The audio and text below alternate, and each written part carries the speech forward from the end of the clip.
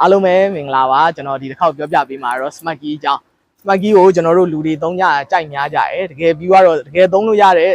ကောင်းလို့တကယ်သုံးလို့ကောင်းတဲ့နေရာလေးတစ်မျိုးရှိတယ်ဘယ်နေရာမှာသုံးရလဲဆိုတော့လူအများစုကမသိကြဘူးအဲ့အကြောင်းကိုကျွန်တော်ပြောပြပေးမယ်ဒီကောင်ကဒီကားရဲ့တော့ဒီမှာ lock ချတယ်နော် lock ချရင်ကြတော့ဒီကောင် lock ပြန်ဖွင့်ရင်ကျွန်တော်တို့ခလုံးနှိပ်စရာမလိုဘူးအများစုကမသိဘူးဒီ unlock ကိုပဲနှိပ်ကြရမှန်တော့ဒီလိုလက်ကလေးကင်လိုက်ရင်သူကသာသူပွင့်သွားပြီနော်ပြန်ပိတ်မယ်lock ချခြင်းကြတော့ဒီတိုင်းအဖူလေးကိုနှိပ်လိုက်လေ lock ချတယ်ကျွန်တော်ဟိုဘက်ဒါမောင်းတဲ့ဘက်ချမ်း driver seat ဘက်ချမ်း passenger seat ဘက်ချမ်းကိုလည်းစမ်းပြပေးမယ်သူကတကားနှစ်ချက်ရတယ်ဒါပေမဲ့ဒီနောက်ဘက်တကားတွေကတော့ဘာမှမထူးစမ်းသာမပါဘူးပေါ့ဗျာတကားနှစ်ချက်စမ်းသာပါဟိုဘက်တကားလေးစမ်းပြပေးမယ်လိုက်ကြည့်ပေးပါဒီဘက်ချမ်းကျွန်တော်စမ်းပြမယ်ဒီမှာ lock ချလိုက်ပြီအဲ့လိုကင်လိုက်တာနဲ့တင်ပွင့်တယ်ဘာမှလုပ်စရာမလိုကျွန်တော်ပြန်စမ်းပြပေးမယ်ဒီမှာ lock ချလိုက်ပြီတော့တင်ထားလိုက်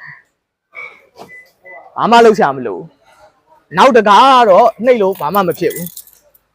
နောက်တကားမှာတော့စမ်းသာမပါဘူးဒါကတကယ် smart key ဆိုတာဒီလိုမျိုးသုံးတော့မှလုံးဝသုံးလို့အဆင်ပြေတာဘောင်းမရိတ်ထဲထည့်ထားမယ်ကိုကပြန်ရောက်မယ်ကားစီရောက်မယ်ဘာမှလုပ်စရာမလိုလိုကင်လိုက်မယ်လော့ပွင့်အဲ့ feeling ကတော်တော်ကောင်းတယ် smart key တစ်ခုမှလေဒါကတော့အပြင်လူအများစုမသိတဲ့ smart key အသုံးပြုလို့ကောင်းတဲ့ function လေးအကြောင်းပြောပြပေးရပါ just knowledge sharing ပဲပေါ့တခြားဘာမှမပါပါဘူးကျေးဇူးတင်ပါတယ်ကျွန်တော်ကတော့ကောင်းမြတ်ပါ